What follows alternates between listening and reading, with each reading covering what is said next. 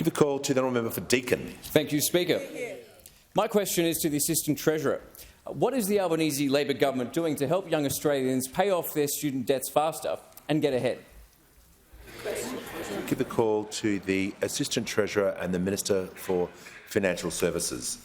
I thank the member for Deakin for his question. As a former school teacher, I know that the member for Deakin understands firsthand the transformative power of education. His experience is an asset to this parliament, and I'm sure his time as a teacher also prepares him well for the raucous nature of the House. The member was elected by the people of Deakin to deliver real cost of living relief for his electorate and to deliver a 20% cut to HECS debts for the over 23,000 students in his community who will benefit from the bill that passed the House just over an hour ago. Those 23,000 students in the member for Deakin's electorate join over 28,000 in my own electorate of Fraser and 3 million Australians around the country who are set to benefit from the $16 billion of student debt being wiped by our government. The Prime Minister said that a re-elected Albanese Labor government would wipe 20% of all student debts. He said this would be the first bill that we would introduce in the new parliament. And guess what? That's exactly what we've done.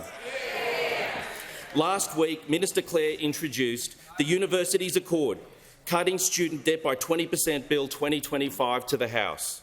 Once the law passes, the ATO will start implementing the measure to wipe debts based on what they were on 1 June 2025 before indexation. Beneficiaries don't need to do a thing. The ATO will text you when your debt has been reduced.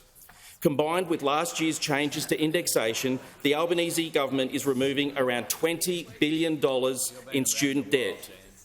But we're not stopping there. We also pledged to make it easier for people with student debt to enter the housing market by asking regulators to review lending rules. That work is done. APRA and ASIC have finalised the guidance the Treasurer requested in February. APRA has now made amendments to guidance to banks to remove help debt from debt-to-income reporting, and also to clarify that it may be reasonable for banks to omit help debt from serviceability assessments where a borrower is expected to pay off their help debt within 12 months. ASIC has updated its regulatory guidance to acknowledge the income-contingent nature of help payments. This will help thousands of students and graduates across the country who have invested in their education and now want to invest in a home. We're tackling the housing challenge on all fronts.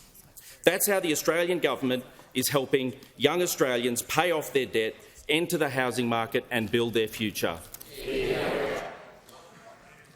The Manager of Opposition Business. Yeah, the Minister was reading extensively from a document there and asked him to table.